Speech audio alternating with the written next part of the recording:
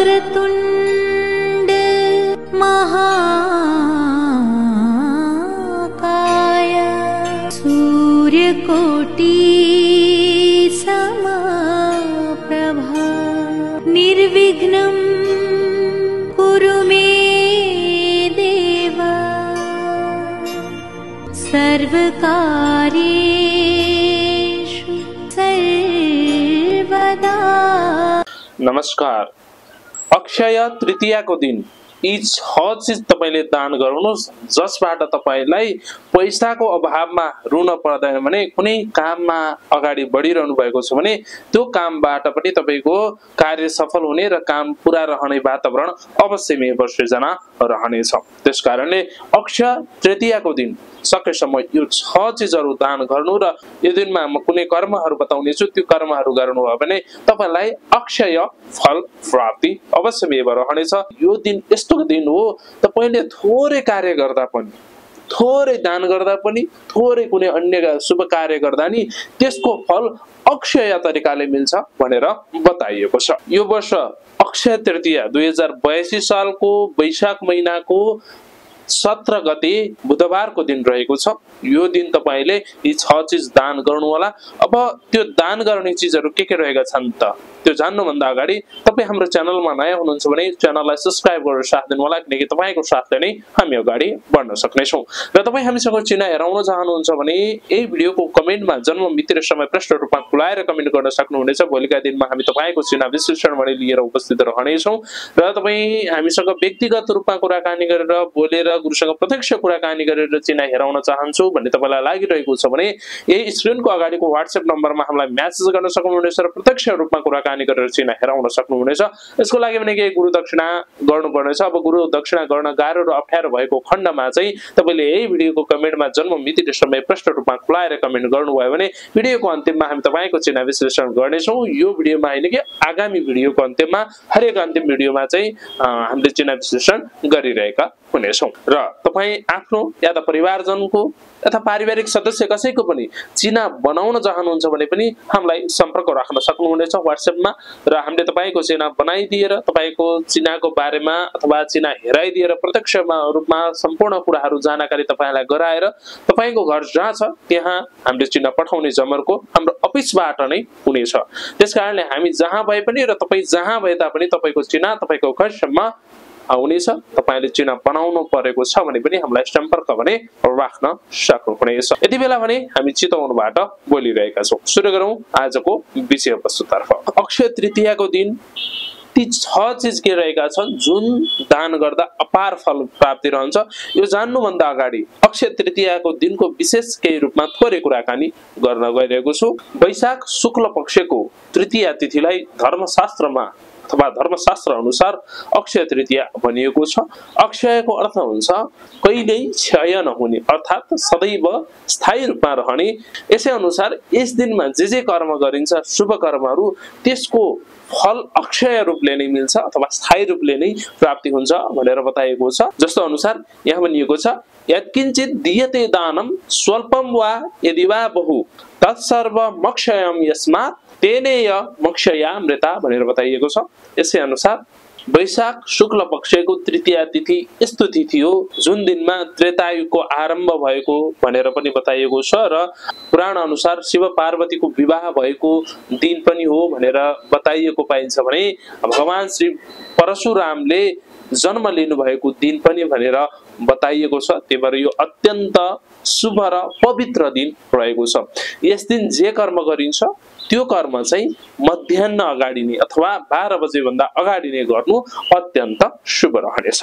यसै अनुसार वेदव्यासजीले पनि यही दिनबाट नै महाभारतको रचना गर्नु भएको थियो भनेर बताइएको पनि छ। के चीज रहेका छन् त ती दान गर्ने दान गर्नु भन्दा अगाडि एउटा श्लोक रहेको छ। त्यो श्लोक तपाईले स्मरण गर्न सक्नुहुनेछ अथवा पढ्न सक्नुहुनेछ अथवा सुन्न पनि सक्नुहुनेछ। एषा धर्म घटो दत्तो ब्रह्म विष्णु शिवात्मक अस्य प्रदानात्रप्यन्तु पितरोऽपि पितामह गन्धौदकं तिलैर्मिश्रं सान्नं कुम्भं फलान्वितं पितृभ्य सम्प्रदास्यामि यक्षय उपतिष्ठतो भनेर बताइएको छ। दान गर्दा पनि अक्षय फल प्राप्ति रहन्छ भने पितृहरूलाई सम्झिएर तर्पण गर्नाले पनि अक्षय फल प्राप्ति रहन्छ भनेर बताइएको छ। र जसका आफ्ना माता र पिता हुनुहुन्न तपाईहरूले पितृदेवको लागि विशेषतया तर्पण कार्य गर्नु अत्यन्त शुभ रहनेछ। तसर्थ सामान्य रूपमा भन्नु पर्दाखेरि अब ती 6 वटा चीजहरू के रहेका छन् जुन अक्षय तृतीयाको दिन दान गर्दा सदैव फल प्राप्ति गर्ने रूपले तपाईलाई विशेष फल मिल्नेछ। अब ती 6 चीजहरू कुन कुन रहेका छन् त? पहिलो नम्बरमा रहेको छ जलले भरिएको कलश दान गर्नु हो। यो जलले तपाईले भरिएको कलश दान गर्दाखेरि तपाईबाट पितृ पनि खुसी रहनेछन् र देवता पनि खुसी रहनेछन्। अब कस्तो भन्ने अवस्थामा चाहिँ यदि तपाईले सक्नुहुन्छ तामाको भाँडामा जल भरेर दान गर्नुहोस् र यदि सक्नुहुन्न भने तपाईले माटाको कलशमा जल भरेर पनि दान गर्न सक्नुहुनेछ।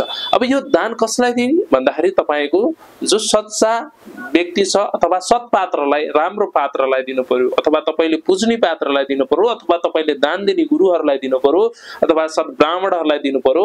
सत् पात्रलाई चाहिँ यो घडा पानी भरिएको घडा दान गर्न सक्नुहुनेछ जसले पितृदेव पनि खुसी हुनुहुन्छ र तपाईको देवता पनि खुसी हुनुहुन्छ र यस दिन यस दान गर्नाले तपाईलाई अक्षय फल प्राप्ति रहन्छ जसले गर्दाखेरि तपाईका जीवनका दुःख कष्टहरू यो घडाका रूपमा यो घडाको दानले गर्दाखेरि कमी हुने वातावरण सिर्जना हुन्छ। दोस्रो नम्बरमा रहेको छ जौको सातु र अन्न। यो दिन जौको सातुकोलाई विशेष रूपमा लिएको छ र यो दिनमा तपाईले जौको सातु दान पनि गर्नुपर्नेछ र दान गरिसकेपछि आफूले पनि केही ग्रहण गर्नुपर्नेछ। यो दिन तपाईले जौको सातु दान गर्दा भगवान शिवजी पनि प्रसन्न हुनुहुन्छ र तपाईको हरेक दुःख कष्ट हरण गर्ने वातावरण सिर्जना हुनेछ र यस दिन जौको सातु खानाले शरीरमा शीतलता प्राप्ति हुन्छ, कफ पित्तबाट मुक्ति गराउने, रोगहरू हरण गर्ने वातावरण पनि यसले सिर्जना गराउँछ भनेर बताइएको छ। भने जस्तो पेटमा समस्या हुने, पाचन शक्तिमा कमी कमजोरी आउने, शरीर स्वास्थ्य नरहेको अवस्थामा शरीर स्वास्थ्य राख्न समेत मद्दत गर्छ यो जौको सातुले भनेर बताइएको छ। त्यसकारणले गर्दाखेरि तपाईले चाहिँ यो जौको सातु दान गर्नु, दान गरिसकेपछि आफूले पनि ग्रहण गर्नु, आफूले ग्रहण गर्ने चाहिँ छुट्याएर राख्नु। यस सँगसँगै तपाईले अन्न दान पनि गर्न सक्नुहुनेछ जसका कारणले तपाईको घरमा अन्नको कमी भने कहिले पनि नहुने वातावरण सृजना हुन्छ। अक्षय फल प्राप्ति रहन्छ, सदैव रहिरहन्छ। तेस्रो नम्बरमा रहेको छ शरबत। शरबत भनेको तपाईले खानुभएको छ या थाहा छ या छैन? थाहा छैन भने दही पानीमा गुलियो मिश्रीहरू हाल्दाखेरि शरबत भनेर बताइने गरिन्छ। अब तपाईले त्यो पनि एक रूपमा दान गर्नु अत्यन्त राम्रो रहनेछ जसले सदैव तपाई प्रतिबाट भगवान साम्ब सदा शिवजी प्रसन्न हुनुहुन्छ र भगवानको आशीर्वाद तपाईलाई प्राप्ति रहनेछ र जसले गर्दाखेरि तपाईका दुःख कष्टहरू निवारण भएर जानेछन् र दुःख कष्ट र अप्ठ्यारा अवस्थाहरू कमी भएर आउनेछन् र ठूलो समस्या पनि शान भएर व्यतीत रहनेछ, बित्नेछ भनेर बताइएको छ। त्यसकारणले गर्दाखेरि शरबत पनि तपाईले दान पनि गर्नुहुन्छ र दान गरिसकेपछि तपाईले ग्रहण पनि गर्न सक्नुहुनेछ।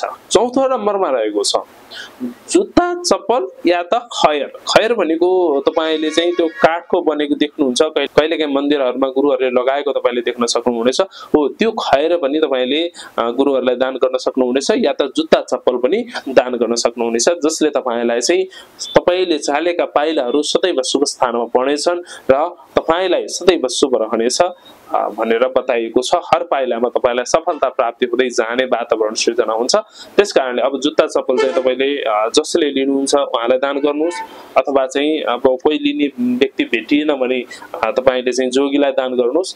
खयर चाहिँ गुरुहरूलाई दान गर्न सक्नुहुनेछ। यी सबै कुराहरू दान गर्नुपर्छ भन्ने चाहिँ छैन र तपाईले के सम्भव हुन्छ त्यो विचार गरेर दान गर्न सक्नुहुनेछ। जुत्ता चप्पल दान गर्दा तपाईलाई शनिदेव शान्त रहनुहुनेछ। यदि तपाईलाई शनि ग्रह चलिरहेका छन् भने यो दिनमा जुत्ता चप्पल दान गर्नु पनि अत्यन्त उपयुक्त रहनेछ। पाँचौं नम्बरमा रहेको छ छाता हो। यस दिन तपाईले छाता पनि दान गर्न सक्नुहुनेछ जसले तपाईको घरमा समृद्धि ल्याउनेछ। कोही व्यक्तित्व जो हुनुहुन्छ उहाँलाई अथवा ब्राह्मण वर्गहरूलाई अथवा चाहिँ जोगीलाई जसलाई तपाईले सम्भव हुन्छ त्यो व्यक्तिलाई छाता दान गर्नुहोस्। तपाईको घरमा समस्या छ अनि कष्ट छ दुःख छ भने छाता दान गर्नुहोस्, जसले तपाईको घरमा छारी प्राप्ति हुनेछ, भगवानको आशीर्वाद सदैव प्राप्ति रहनेछ, ग्रहहरू शान्त रहनेछन्। र अन्तिममा रहेको छ सुवर्ण दान या त दक्षिणा दान। तपाईले सुवर्ण भनेको सुन दान गर्न सक्नुहुनेछ, या त सुन सम्भव भएन, सुन सकिँदैन भने दक्षिणा दान गर्न सक्नुहुनेछ। दक्षिणा भनेको पैसा। पैसा दान गर्नु भयो भने पनि तपाईले विशेषतया तपाईको हातमा तपाईको घरमा जतिसुकै दुःख कष्ट अप्ठ्यारो परे पनि जतिसुकै कमाइ नभए तापनि पैसाको अभावमा रुनु पर्दैन। पैसाको अभाव तपाईलाई छ भने पनि त्यो टरेर जानेछ, साथ दिने व्यक्तित्वहरू भेट्नेछन् जसले गर्दाखेरि तपाईलाई चाहिँ दुःख कष्ट पर्दैन भनेर बताइएको छ। यो कुरालाई तपाईले पालना गर्न सक्नुहुनेछ। र जसको आमा बुबा हुनुहुन्न तपाईहरुलाई पितृको लागि तर्पण दिनु अत्यन्त उपयुक्त हुन्छ। यो कुरालाई भने तपाईले सम्झनु र बिर्सनु भने भएन।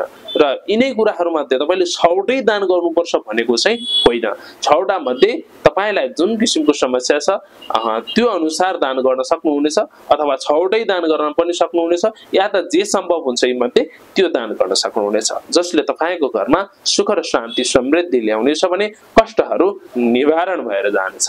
आशा छ यो कुरालाई पालना गरेर अगाडि बढ्नुहुन्छ भन्ने हामी अपेक्षा गर्दछौं। अब भने हामी चिन्ह विश्लेषण कार्यको लागि अगाडि बढ्ने बेला भएको छ। यो भन्दा अघिल्लो भिडियोमा जन्ममित्र समय प्रश्न रूपमा धेरै जनाले खोलाउनु भएको छैन। प्रश्न रूपमा जन्ममित्र समय खोलाउनु होला। हामी भने चिन्ह विश्लेषण लिएर उपस्थित रहनेछौं। आजलाई भने बिदा दिनुस्। नमस्ते।